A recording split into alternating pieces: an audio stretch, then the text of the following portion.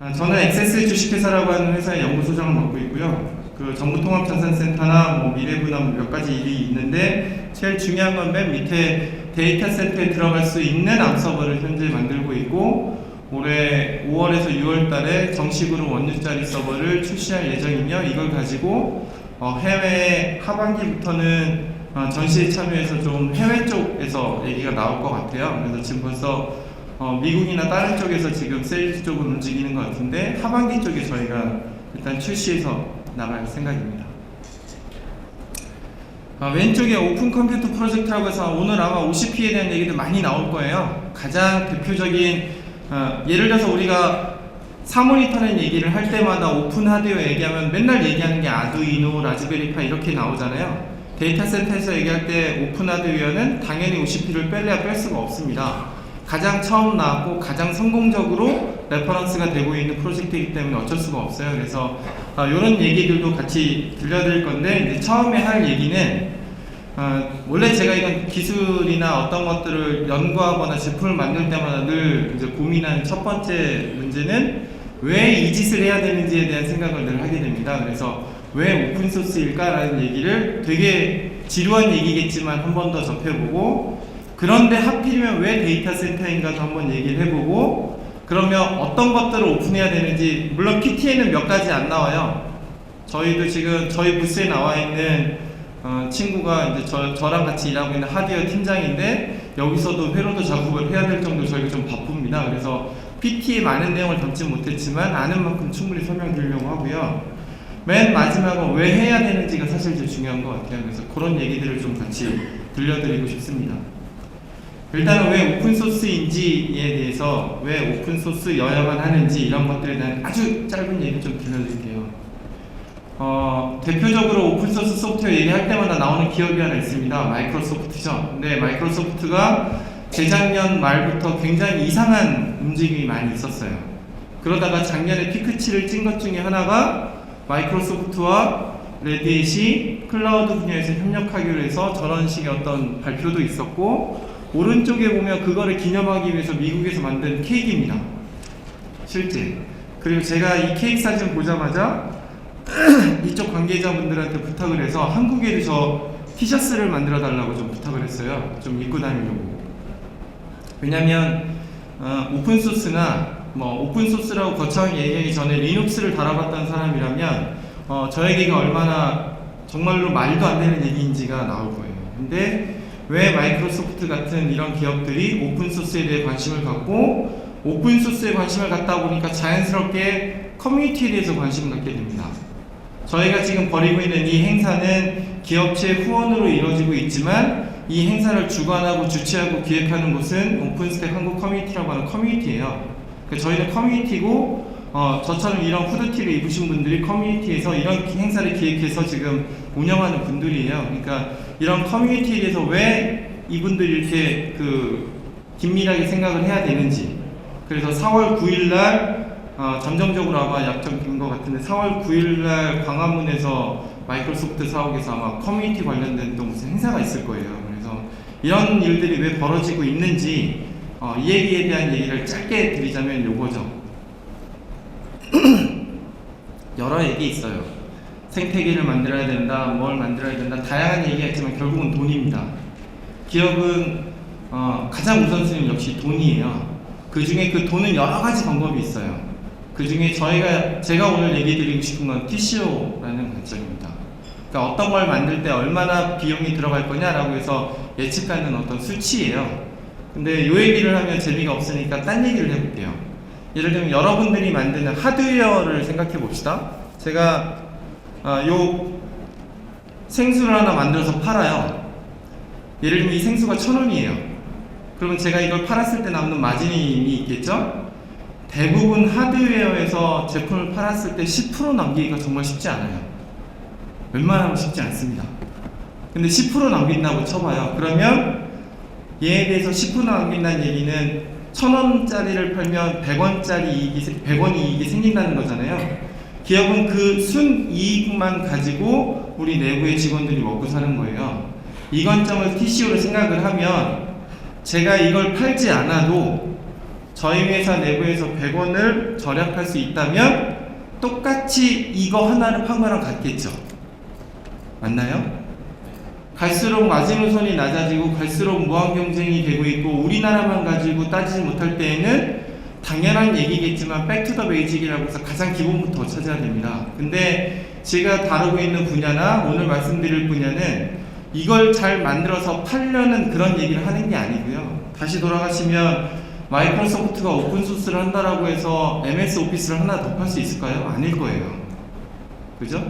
페이스북이 그 수많은 프로젝트들을 다 오픈하고 있는데 그거 팔은다고 뭔가 자기네가 도움이 될까요? 당장은 아닐 거예요. 그럼 그런 돈도 많은 회사들인데 왜 그런 회사들이 그러면 어떤 사람은 그 얘기를 해요. 소프트웨어 개발자가 예를 들어서 뭐 부족하니까 오픈소스를 갖다 쓸 수도 있고 뭐 여러 가지 얘기를 할 수 있는데 소프트웨어 개발자도 그런 회사들 구글이나 페이스북 많잖아요. 근데 그들이 왜 오픈소스나 이런 것들을 할까요? 돈을 많이 벌려는 게 아니고 돈을 벌려는 효과를 얻기 위해서인 거죠. 어쨌든 같은 얘기니까. 그러니까 비용 절감이에요. 서버 관련된 소프트웨어 같은 경우는 수많은 테스트들을 합니다. 물론 오픈소스도 다 마찬가지겠지만 단순히 우리가 돈 얘기할 때 TCO에 들어가는 거를 제가 여러분들이 나중에 위키북스를 찾아가 보시면 우리가 따지는 비용들을 다룰 때에는 한 가지 가지고 얘기하지 않아요. 저기에도 나오지 않는 수많은 것들이 들어가요. 심지어는 우리가 기술 지원을 할 때는 기술 지원에 들어가는 인력들의 어떤 인건비에는 당연히 그 직원들에 대한 교육비나 여러 가지 비용들이 다 같이 포함됩니다. 그러니까 우리가 생각할 수 있는 비용들은 굉장히 많아요. 이런 것들을 줄일 수 있는 방법이 뭐냐는 거죠. 하다못해 각 대기업이 내부에 보유하고 있는 QA나 QC팀의 그런 어떤 수많은 어떤 테스트 절차만 줄여들어도 굉장히 많은 비용들을 줄일 수 있을 거예요. 오픈소스를 하는 이유는 그것 자체가 당장 돈이 되는 게 아니고 돈이 되는 효과가 있기 때문에 가장 크다고 보여집니다. 그래서 왜 해야 되냐면 당연히 돈 때문인 거예요. 그럼 왜 이제 이런 것들이 데이터 센터에 이루어지고 있는지 이제 이 얘기를 좀 해야 되잖아요. 이것도 뭐 지난해 제가 발표했던 자료 중에 또 똑같은 얘기인데요. 지금 현재 데이터 센터가 굉장히 경쟁 시대가 많이 되고 있잖아요. 올해도 아마 해외 글로벌 업체들이 왜 그런지 모르겠지만 우리나라의 데이터 센터를 또 진다고 합니다.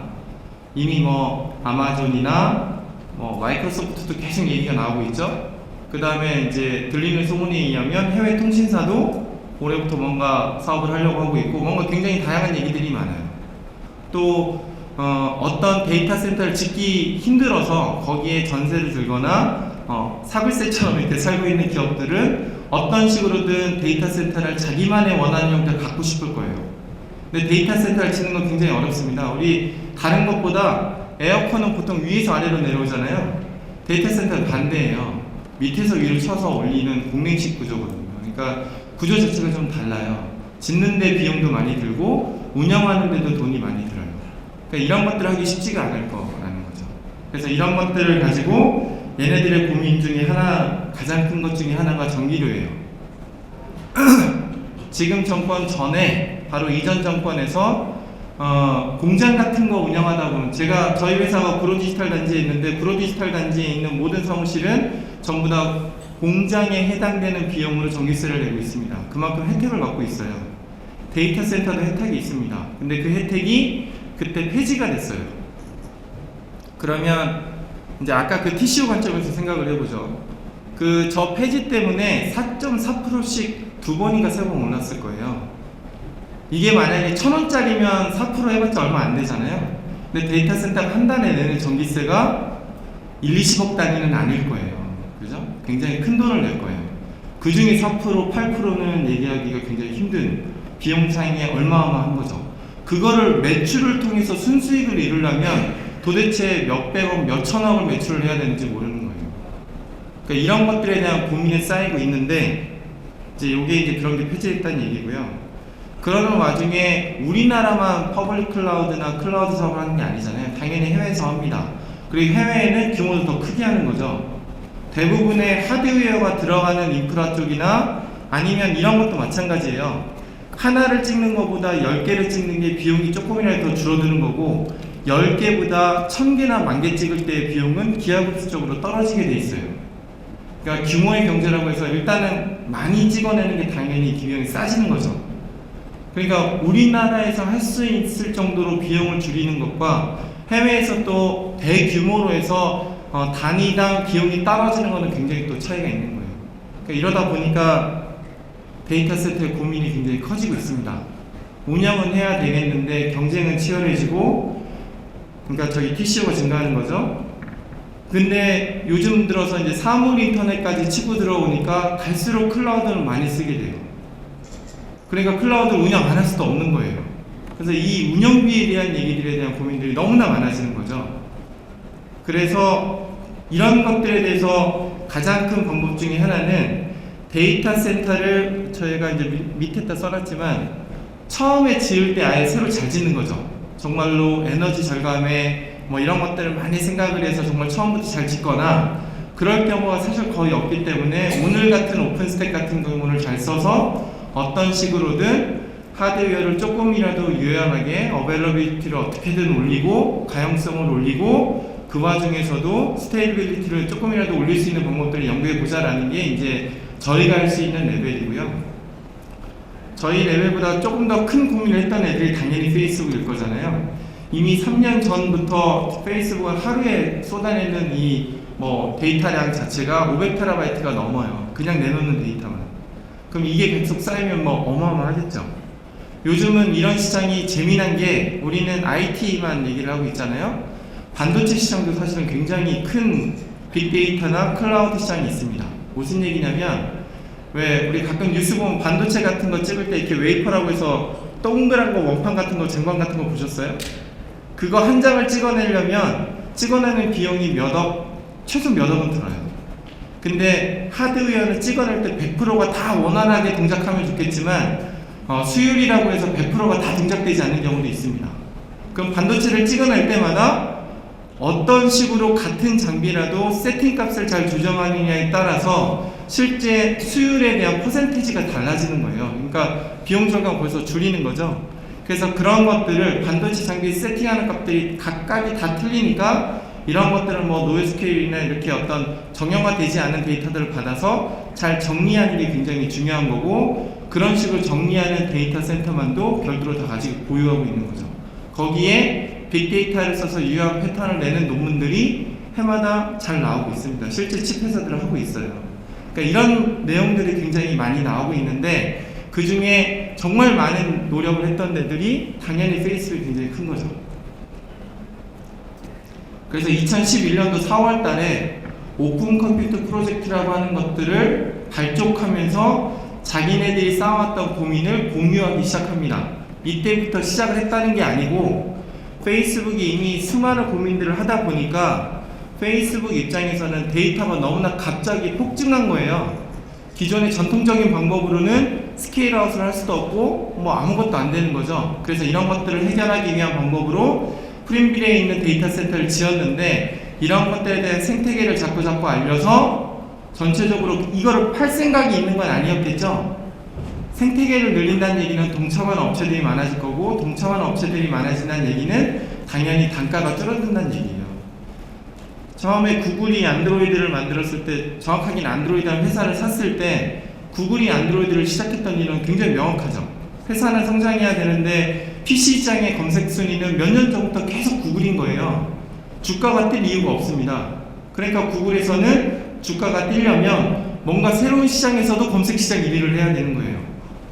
그러려면 안드로이드, 그러니까 구글의 어떤 검색 엔진이 어디에도 다 퍼져야 되는데 모바일 단말기에 구글의 검색 엔진이 퍼지려면 여기에 관련된 소프트웨어가 무료나 오픈소스웨어가 많이 생태계가 퍼지듯이 여기 페이스북도 똑같은 얘기예요. 이런 것들을 공개하고 자기네 노하우를 공유해서 많은 사람들이 참여하게 되면 당연히 가격은 떨어질 수밖에 없습니다. 이런 것들은 페이스북이 먼저 시작을 했고 실제 그래서 이제 뭐 이런 정도의 효과가 있다는 얘기를 많이 하고 있고요. 이것들을 오픈 컴퓨터 프로젝트라고 하는 이름으로 실제 운영하고 있고, 이 사이트에 가보시면 각각의 프로젝트마다 총 6개인가 8개 프로젝트가 있는데 서버 케이스를 만든다든지 렉을 꾸민다든지 하는 거에 대한 모든 소스가 다 오픈되어 있어요. 그러니까 회로도나 스키매틱이나 구조도가 다 오픈되어 있다는 얘기죠. 우리도 만들 수 있어요. 오픈되어 있으니까. 근데 문제가 하나 있어요. 이제 다 좋은데 하나 이슈는 페이스북이 만든 이 프린빌이나 그쪽 지역은 땅덩어리가 좀 큽니다. 그죠? 그러니까 사실은 이제 여기에 보면 데이터 센터에 집어넣은 입력 전원이 제대로 서버까지 들어가는지 아니면 중간에 서버로 가는 거 이외에 서버의 온도를 상온화 맞추기 위해서 에어컨 같은 쿨링 시스템을 쓰는지의 어떤 그런 전력 효율 지수를 PUE라고 하는데 얘네 수치가 1.0 몇이 나와요. 이게 1에 가까울수록 집어넣은 전력이 거의 대부분 그대로 서버에 간다는 얘기예요. 그러니까 1에 이 수렴할수록 되게 좋은 거죠. 그대로 거의 100% 다 수용되니까. 네이버가 처음으로 서비스 업체에서 데이터 센터를 지을 때 춘천에 세웠습니다. 이유는 아시죠? 춘천에 뭐가 많죠? 바람이 많습니다. 물도 많죠. 그러니까 자연적인 냉각의 어떤 그런 것들을 많이 연구하는 거예요. 그래서 페이스북이 프린빌에 세운 데이터 센터도 데이터 센터 외벽과 서버들 있는 내벽 간의 거리가 굉장히 길어요. 그러니까 공랭식이 굉장히 편하겠죠. 근데 우리나라는 그렇게 할 수가 없어요. 서버렉 사이즈도 요즘은 19인치도 얘기를 하고 있지만 디폴트는 21인치예요.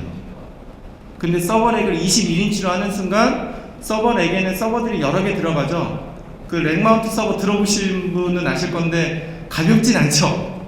그죠? 이런 것들이 쌓이는 렉 하나의 무게를 보시면 톤 단위예요. 그럼 19인치에서 21인치로 올라간다는 얘기는 하중 설계 자체가 달라져야 돼요. 아까도 말씀드렸다시피 데이터 센터는 에어컨이 위에서 떨어지는 게 아니고 밑에서 올라가요. 그러니까 하중 설계가 우리 층에는 몇 톤 정도는 하중을 받을 수 있겠거냐라는 설계를 가지고 시작을 해야 되는 거예요. 그러니까 이런 것들을 가지고 우리가 연구를 해서 우리나라 실정에 맞게끔 해야 되는데 어쨌든 그런 것들에 대한 레퍼런스가 이제 OCP로 이미 나오는 거죠. 그리고 수많은 업체들이 여기에 동참하고 있고 여기 바로 앞에 있는 SKT도 골드 멤버로 참여하면서 본격적으로 텔코 쪽에서도 이제 오픈소스 하드웨어에 대한 어떤 그런 바람을 타고 움직이고 있습니다. 이러한 OCP는 내부적으로 그 커뮤니티 같은 것들 운영돼서 이렇게 총 8개 프로젝트가 있어요. 그래서 OCP 규격에 맞도록 얘가 어떤 OCP스럽게 잘 만들어졌는지 인증하는 프로젝트도 있고 데이터 센터 자체를 설계할 때 어떻게 해야 되는지 그 다음에 당연히 서버니까 서버는 모든 것들을 관리해야 되는 관리 규정이 있을 거고 고성능 사양은 어떻게 하고 네트워킹은 어떻게 하고 렉은 어떻게 만들며 렉에 들어가는 서버의 케이스나 셔시 디자인은 어떻게 하고 콜드 스토리지 같은 요즘 가장 핫한 게 콜드잖아요. 그러니까 스토리지 자체는 어떻게 설계하는지 이런 것들을 다 만들어서 공유해요. 그래서 작년에도 오픈볼트라고 해서 투유 높이에 5.25인치 하드디스크 3.5인치 하드디스크를 굉장히 많이 넣은 30개인가 몇 개를 넣은 사례가 다 공개되어 있습니다. 누구나 가서 위키 사이트에서 보시고 받아보실 수 있어요. 여기 이제 각각의 커뮤니티고요. 기본적으로 이렇게 8개 프로젝트가 있고 그리고 이제 바로 앞부스에 있는 SKT에서 이제 텔코 쪽에서도 노력을 하고 있죠. 그래서 텔코 쪽에서도 이런 이제 프로젝트가 나중에 또 추가가 될 거라고 생각은 듭니다. 그래서 이렇게 있고 아까 제가 말씀드렸던 PUE라고 해서 전력 효율 수치라고 말씀드렸잖아요. 페이스북은 역시나 페이스북답게 각각의 운영하는 데이터 센터에 페이스북 페이지가 있습니다. 그래서 프린빌이라고 하는 저렇게 해서 여러분이 찾아가 보시면 가끔은 이제 쉬는 동안에 조금 다운될 수도 있는데 웬만하면 실시간으로 늘 저렇게 공개되어 있어요. 실제 시간 대비 현재 지금 돌아가는 게 어느 정도의 전력 효율로 움직이고 있는지 그래프로 다 나오고 있고 이렇게 운영했을 때의 효율을 1년에 2번 정도 오픈스택도 서밋이 열리듯이 OCP도 서밋이 열려요. 그래서 작년 서밋에 이렇게 수치가 나왔죠. 자기네가 OCP 규격으로 데이터 센터를 운영해 봤더니 2빌리언 정도의 절감 효과가 있었다. 그리고 이렇게 절감된 효과를 에너지 차원으로 바꿨더니 8만 가구에서 1년 동안 사용하는 전기세나 혹은 9만 5천 개의 차량이 이제 그 소모하는 이산화탄소 배출량 같은 것도 있을 거잖아요. 이런 것들을 다 개선시켰다라고 하는 그런 수치들이 매년 발표되고 있어요. 올해도 다음 달 3월 9일과 10일 날 OCP 서밋이라고 또 열립니다. 어떤 수치가 나올지는 저도 이번에는 한번 가보니까 가서 한번 저도 보고 와서 나중에 또 공유를 해드릴 수 있으면 해드릴게요. 그래서 2011년부터 시작을 했고 2014년도까지는 점차 본인들이 쓰기 위해서 만든 것들을 자꾸 만들어서 공유를 하고 있고요. 그러니까 차이가 있는 거죠. 데이터 센터를 자체적으로 만드는 경우는 구글이나 페이스북이나 똑같습니다. 근데 구글은 데이터 센터 자체에 대한 거는 하드웨어적으로 공개하는 건 이제 별로 없어요. 근데 페이스북은 이걸 공유해서 이제 계속 생태계를 지금 끌어모으고 있고, 대표적으로 당연히 현재 데이터 센터 서버는 X86이 표준이다 보니까 대만 쪽 업체들이 정말 많이 활동을 하고 있어서 OCP 타이완에서 또 굉장히 많은 활동들이 벌어지고 있고요. 작년에 이제 그 이슈 중에 하나는 웨지라고 하는 그 텐지나 지금은 100G짜리까지 나온 것 같은데 네트워크 스위치고, 네트워크 스위치에 올리는 전용 OS를 우리가 일반적으로 쓰고 있는 범용 리눅스 기반으로 만든 FBOSS라고 하는 FBOS라는 오픈소스 기반의 네트워크 운영 체제도 있고요. 물론 제가 써보지 않아서 성능은 잘 모르겠어요. 그 다음에 오른쪽에 나오는 식스팩은 식스팩 자체를 하나의 렉 정도로 본 거예요. 그러니까 보통 렉은 POR 스위치가 맨 위나 중간에 박히고 그 다음에 각종 서버들이 이렇게 쭉쭉쭉 들어가잖아요. 그런 것들을 효율적으로 배치시켜서 식스팩 정도면 원렉 정도의 소규모 렉을 만들 수 있고, 저런 식으로 렉 사이즈가 자꾸 줄어들면 어떻게 될까요? 일단 데이터 센터 질은 굉장히 커야 될 거 아니에요, 그죠? 근데 렉 사이즈를 적게 줄일 수 있으면 한 요 정도 규모에서도 데이터 센터가 나오지 않을까요? 작은 정도면. 그러니까 옛날에 컴퓨터라는 게 그 퍼스널 컴퓨터가 처음 나왔을 때는, 그러니까 그 컴퓨터라는 게 나왔을 때는 어떻게 과연 1인 1PC로 쓸 수 있는지 막 이런 얘기들이 굉장히 많이 나왔는데, 지금은 우리가 사용하는 컴퓨터가 심지어는 시계도 들어가는 정도가 되잖아요. 그러니까 데이터 센터를 우리가 어떻게 가질 수 있느냐 이런 얘기를 할 수도 있지만, 제 생각에는 1회사 1 데이터 센터도 가능하지 않을까라는 생각도 드는 거죠. 효율적으로만 설계할 수 있다면. 그게 반드시 커야만 하는 건 아니에요. 본인들이 원하는 서비스에 맞게끔 효율적으로만 설계하면 되니까. 그러니까 그런 것들을 연구하는, 그래서 그런 것들을 공유하는 게 오픈 컴퓨터 프로젝트라는 거고, 이런 것들이 다 저렇게 공유가 되어 있습니다. 그래서 누구나 작업은 하실 수 있어요. 근데 실제 제가 만들어 보면서 느끼는 거는, 소스 코드가 아무리 오픈되어 있으니까 오픈 소스는 누구나 갖다 쓸 수 있잖아요. 그러면 이런 얘기하면 되게 웃기긴 하지만 누구나 리눅스 만들 수 있는 거예요. 소스 코드 다 있잖아요, 그죠? 그럼 누구나 자기만의 OS 하나씩 뚝뚝 만들어 할 수 있어요. 근데 그게 쉽지 않은 거죠.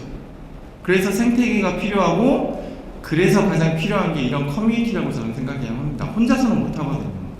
발전 속도를 따라갈 수가 없어요. 한 기업도 할 수가 없습니다. 대기업이라고 안 돼요. 그래서 같은 생태계 커뮤니티가 중요한 거고, 그래서 OCP라는 커뮤니티도 있고 오픈스택이라는 커뮤니티도 있고, 그러면 우리나라도 우리나라에 맞는, 뭔가 실정에 맞는, 우리나라처럼 땅덩어리가 좁은데 또 우리나라 전력 상황은 이런데 이런 것들에 대해서 어떻게 할 수 있는지에 대한 연구도 필요하지 않을까 싶은 거죠. 그래서 해외는 이미 OCP 기반으로 다양한, 왼쪽은 좋은 얘기들이고요, 오른쪽은 당연히 모든 게 다 좋을 수는 없잖아요. 나쁜 얘기도 나와요. 그러니까 이런 얘기들이 오고 가고 있는데, 현재로서는 어느 정도 잘 되게끔, 그러니까 좋은 얘기들이 많이 나오고 있는 것 같으니까 아마 오늘 같은 경우도 SKT뿐만 아니라 다른 회사들도 적극 동참하려는 게 아닌가. 참고로 올해 1월달인가요? 저도 잘 몰랐었는데 그 캘리포니아인가 어디에서 매년 그 리눅스 엑스포 월드라는 게 뭔가 열린대요. 근데 거기에 재미난 거는 마이크로소프트가 참여했어요. 리눅스 엑스포인데 상도 받았어요. 근데 재미난 거는 하드웨어로 참여했어요. 그게 OCP 기반의 서버들을 가지고, 당연히 X86이니까 윈도우즈 올라갈 거잖아요. 그런 사례를 들고 나가서 리눅스 엑스포에서 전시를 했었습니다. 그러니까 이제는 이제 그런 시대가 된 거죠. 그러면 이제 우리 또 얘기를 해야 되잖아요. 아까 보니까 데이터 센터를 전부 다 오픈해야 된다고 얘기를 했는데, 근데 뭘 다시 또 무엇을 오픈해야 되느냐, 이제 조금 세부적으로 보려는 거예요. 데이터 센터 설계도나 이런 건물 설계도 같은 게 오픈되면 좋겠지만 사실 쉽지는 않을 거예요. 그래서 지금부터 하는 얘기는 우리나라 실정에 맞는 얘기를 조금 하려고 합니다. 우리나라의 입장에서 뭘 먼저 오픈해야 될까? 당연히 서버부터 오픈해야 될 거예요. 이런 얘기하면 벤더분들 안 좋아하시겠지만 어쨌든 서버부터 오픈해야 될 거예요. 그러면 제일 먼저 필요한 게 마더보드죠. 그죠? 마더보드를 설계할 때 어떻게 할 건지. 그러면 마더보드 설계할 때 제일 먼저부터 생각해야 될 거는 사람들은 잘 모르시지만 사실 저 그림도 구글링 하다 나온 건데 파워 설계가 사실 제일 중요해요. 전원 설계가. 예전에 제가 뭣도 모르던 시절에 암서버라는 거를 4년 전부터 생각했을 때에는 파워 설계를 3단계로 생각했었어요. 무슨 생각을 했었냐면 웬만하면 일반적인 서버는 듀얼 파워로 갑니다. 그래서 이 파워가 나가더라도 이게 자연스럽게 백업이 돼서 백업 전원을 움직여요. 저는 여기에 하나 더 본 거예요. 전원, 그러니까 서버와 전원이 나가면 UPS라는 게 있죠. 그죠? 근데 UPS가 비싸잖아요. 근데 암서버의 장점 중에 하나는 저전력이에요. 그것도 그 당시에 나왔던 칩으로 32비트를 설계했으면 서버 1 노드를 돌리는데 10W도 동작하지 않아요. 한 5W에서 7W 정도만 돼요. 그래서 제가 생각했던 게 UPS를 한 서버당 하나씩 서버 케이스에 넣고 싶었어요. 리튬이온 배터리 기반으로 하면 되니까 굉장히 쉬웠던 거예요. 그래서 3중 전원 설계를 했는데 지금 그 설계를 다 지웠습니다. 좋은 컨셉이었는데 제가 이제 그때는 철없던 시절의 설계였던 거죠. 왜냐면 데이터 센터라는 공간은 만약에 예를 들어서 화재가 나도 안 되는 공간이에요. 그런데 리튬이온은 물론 쿨링이 잘 돼 있으니까 사실은 화재가 날 리는 없지만 그럼에도 불구하고 뭔가 그런 것들에 대해서 제가 100% 확신을 하지 않으면 쓰면 안 되는 것 같아요. 그러니까 지금도 저는 배터리 기반의 UPS를 설계를 하고 싶은데 그러려면 파워 설계를 일단 만들고 같이 공유하면 좋은 거죠. 우리나라는 어딜 가든 220V를 쓰니까. 그래서 이런 것들에 대한 연구가 일단 제일 먼저 있어야 되고 그것들 기반으로 마더보드 설계가 있어야 되는데 마더보드 설계할 때는 제일 떠올려야 될 게 CPU입니다. 그죠? 얼마 전 페이스북에 한 기사가 올라왔는데 사실은 X86 서버 시장에서 당연히 인텔의 CPU가 가장 스테이트 오브 아트처럼 굉장히 높은 성능을 가지고 있는데 앞으로는 인텔이 전력 소모량을 고려해서 오히려 서버의 어떤 성능을 세크리파이스 한다는 외국 이제 기사가 나왔어요. 이미 성능은 높아갔는데 전력은 낮춰야 되니까. 그러니까 이런 시절인 거죠. 근데 이런 것들에 대한 이제 트레이드오프를 여러분들이 잘 따져야 돼요. 뭐 아시는 분들 아시겠지만 저는 암 서버를 개발하고 있는 사람입니다. 그러니까 암이 좋다라는 얘기를 해야 되는데 암이 100% 다 좋은 건 아니에요. 당연히 X86이 들어가야 될 때는 X86이 들어가야 되는 거고 암으로 대체할 수 있을 만한 데는 암으로 대체할 수 있으면 좋은데 그럴 때는 어떻게 대체해야 되는지도 좀 얘기를 해야 되는 거잖아요. 그런데 그러려면 X86과 암에 대한 차이를 알고 각각의 어떤 특징이 있을지 가령 메모리 체계가 다르니까 암의 특징 중에 하나를 저전력이라고 얘기하는데 물론 저전력도 중요하지만 사실은 덴서티가 더 중요한 거예요. 무슨 얘기냐면 암은 발열이 X86보다 적습니다. 그래서 X86은 무조건 팬이 엄청나게 많이 돌아가야 되는데 당연히 암도 돌아는 가요. 서버 케이스에서는. 근데 마더보드에서는 당연히 팬도 필요도 없을 뿐더러 발열이 각자 보니까 실제로는 우리가 서버 렉을 꽂을 때 웬만하면 그 위에 이제 공간을 하나씩 둬서 계속 꽂기는 쉽지 않을 수 있잖아요. 근데 암은 발열이 적다 보니까 이런 부분에 대해서 덴서티가 일반적으로 X86보다 2배 높아요. 서버 보드 사이즈 자체를 줄일 수도 있고 왜냐면 카드 대신에 SoC 타입으로 들어가 있으니까 뭐 텐지 같은 경우는 한 요 정도 되는 칩 하나에 텐지 카드 2개가 이미 칩 안에 내장돼 있거든요. 그러니까 사이즈는 굉장히 줄일 수가 있어요. 그러니까 덴서티가 높고 두 번째는 메모리 커패시티가 높습니다. 그러니까 기본적으로 지금 나오는 64비트 저희가 사용하고 있는 칩 같은 경우는 256GB까지는 최소한 지원이 돼요. 그러니까 이런 것들이 차이점이 있는데 칩들 간에 PCI 익스프레스 스위치를 쓰면 클러스터링도 굉장히 잘 지원돼요. 칩 차원에서. 그러면 이제 256 곱하기 또 얼마가 될 수 있고 그러니까 메모리 많이 쓰는 데는 또 좋을 수가 있는 거죠. 그러니까 각각의 장단점이 있을 거예요. 근데 이제 이렇게 제가 봤더니 아까도 얘기했지만 X86은 더 이상 갈 데가 없는 성능이니까 전력을 낮추는 방법에 대해서 얘기하고 있는데 ARM은 반대예요. 전력 낮추는 기술은 전 세계에서 최고니까 당연히 성능을 올리는 이제 설계를 하고 있습니다. 그래서 지금 나오는 64비트 ARM 칩은 32비트와 호환되게 나오는데 조만간 거의 이제 로드맵을 보면 전용 64비트만 쓰는 ARM 칩이 나와요. 그러니까 이제 이렇게 가는 거죠.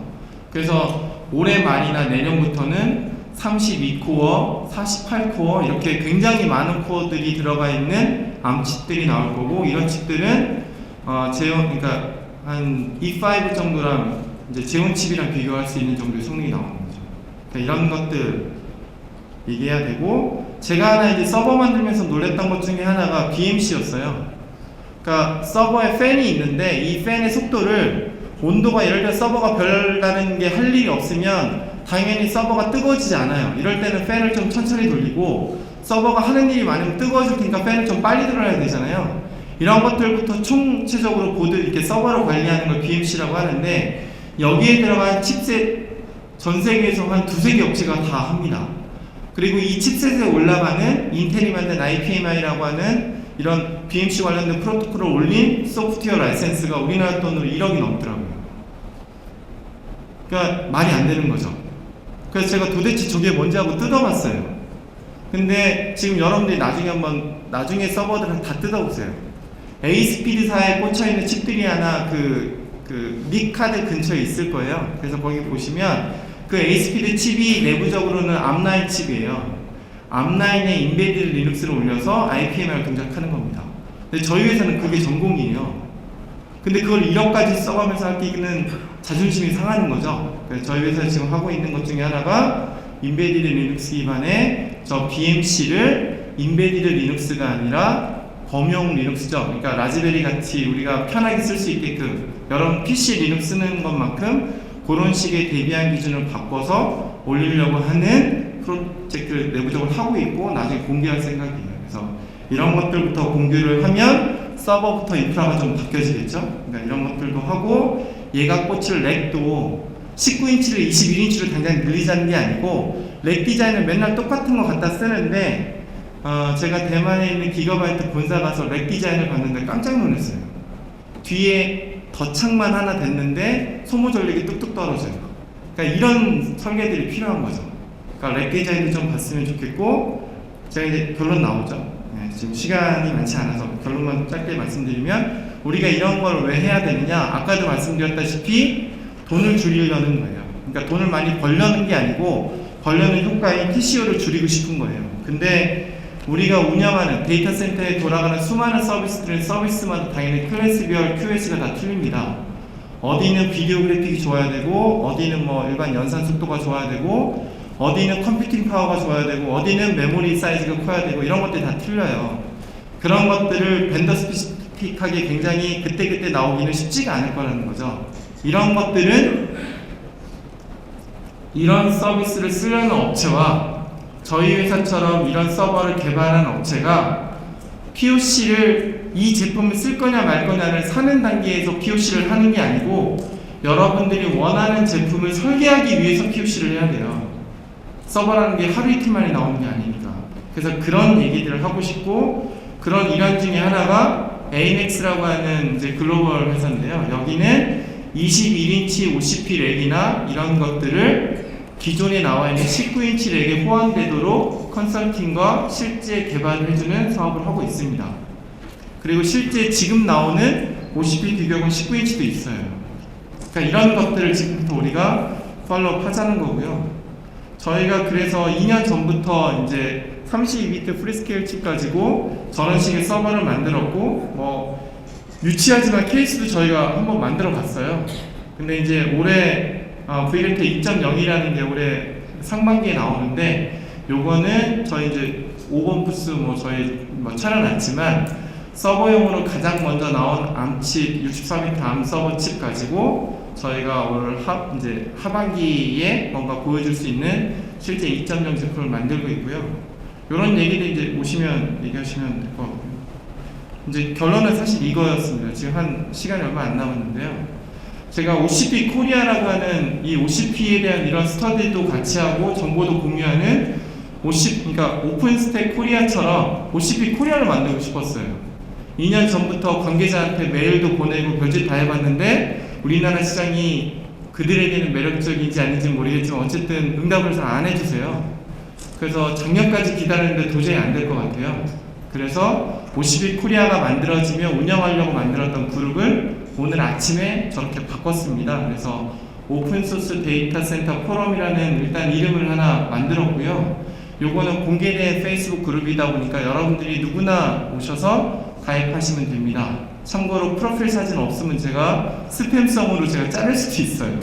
근데 어쨌든 여기에 이제부터 이 아까 제가 쭉 말씀드렸던 데이터 센터를 오픈소스 할 때는 여러 가지 것들이 있어요. 예를 들면 온도를 측정하기 위한 센서 모듈도 다 갖다 쓰는데 이런 작은 것부터 큰 렉까지 다 같이 공부를 하고 한국 현실에 맞는 거는 어떤 게 있을지를 논의하고 하는 그런 커뮤니티를 하나 만들었으니까요.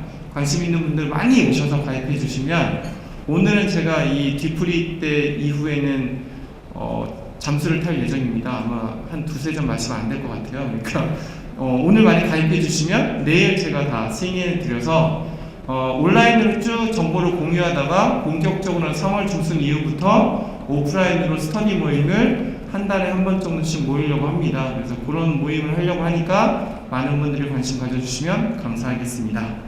네, 이상 발표를 마치도록 하겠습니다.